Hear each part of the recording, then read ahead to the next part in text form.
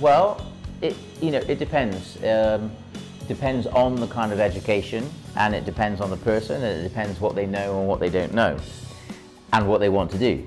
So it's not just a blanket statement of, yes, it's very important, you need to do it to have some kind of career in music, because that's definitely not the case, okay? Does it mean that if you don't have any education, some things will not be available to you? Yes, maybe, but it just depends. So I'll give you an example. I didn't even go to university myself. I didn't study music that way. But when I was younger, I had some classical guitar lessons, and I learned how to read music. So what was important later on in life was when I was offered some work for the West End in London, which is a little bit like Broadway, you know what I mean, in New York and stuff. And I wouldn't have been able to do that gig if I didn't read music, because time was so short that I had to be able to read the music and learn it quickly. And also that week that I went in, they changed some stuff. So on the day they would give some different chords and things, and if you don't read music, you couldn't do that gig, right? And then I went on to do 2 months arena tour all over Europe with this particular project, and it was great fun, and they were going all over the world. But after 2 months I kind of had enough, and I didn't want to do that anymore, so I just said thanks very much. It was a great experience, and can you get someone else now, please?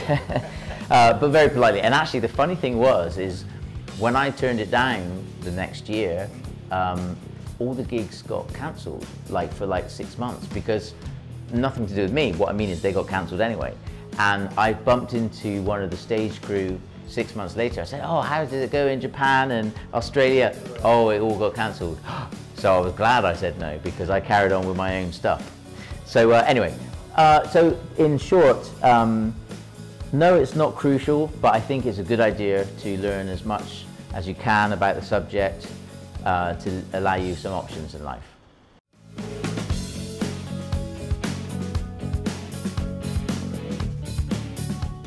Again, it depends on the person. I think it starts with the person learning, If you're a very determined person, I think you'll find a way, whatever happens. Obviously, a guitar teacher that is very good and responsive to the student is an amazing thing, but it might be a complete luxury for some people because it can be expensive, and I completely understand that. So I think, again, just like there's no rules in life, you have to do the best that you can, and perhaps some mix of the two. If you can learn to a point, and if you need help, then you really need to ask somebody that knows. So maybe forever it's changed. It's not like going to a guitar teacher for the rest of your life. There is material available, and it's up to you to kind of decipher what's good for you, take it to somebody that really knows, and allow them to help and guide you.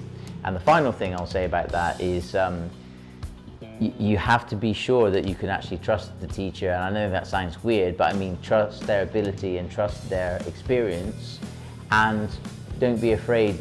If you feel it's not working with that teacher, just try another teacher. Be polite about it. Have a few sessions. You need to give it 3 or 4 sessions. And if you feel like you're not learning enough, or you don't like their style, don't give up guitar. Try another teacher, because sometimes people have a different approach, and we sometimes put a lot of trust in these people. Same with school, you know what I mean? And we all remember school, and there's some good teachers, not so good teachers. So it's still up to the individual to make sure that they get the information they need. So just be patient and keep practicing.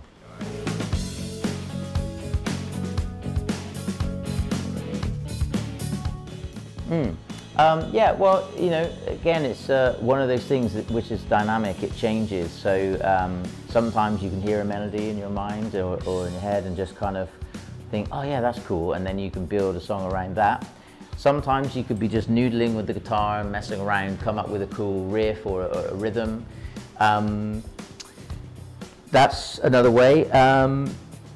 You know, or you just get a little seed of an idea. Sometimes I'll have a phrase or something, an idea that I put down and I think, oh great, but I don't know where to take it. So I just save it, and then maybe sometimes 2 years later I go listen and think, oh great, and then I'm in a different mindset and then I finish it, you know.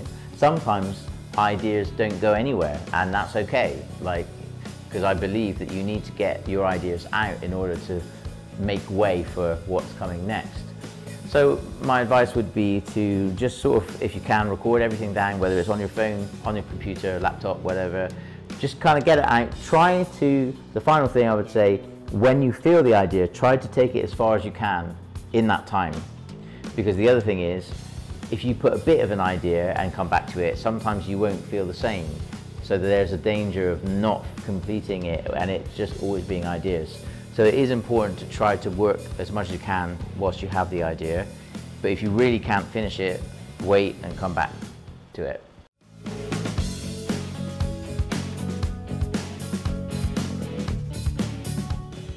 Very simple answer, N-O.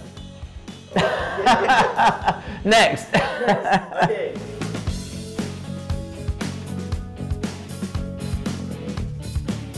I don't know. I don't try to be different, or I don't overthink it. I just try and do what feels natural for me. You know, I love all music, and so I think my influence comes out in when I'm playing or writing stuff. So sometimes I love jazz and I'm just thinking about jazz all the time. Sometimes I'm listening to Celine Dion. Sometimes I'm listening to, you know, heavy metal. Sometimes, you know, whatever, fusion-y stuff, or so, yeah, or blues, funk, you know. And when I'm playing the guitar, I just go between these styles and try to kind of put them together. And I think, you know, there are people out there that just love metal or just love rock or just love jazz, right? And that's great. But for me, I need to kind of mix it up because I love it all. So I go through sort of different feelings. So perhaps the fact that I do love all music is what makes it seem maybe a little bit different, because my music can sometimes go on strange journeys, which is not like just one style all the time. So maybe that's something a little bit different.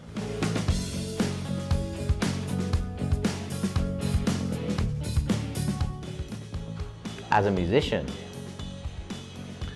the most difficult time. Well, I don't know. I mean, you know, of course, we have times in our life, you know, that we go through difficult things which aren't necessarily related to music. But, you know, to be honest, I've loved music so much that it's not like I've ever gone away from music or thought that it was particularly, I was having a hard time.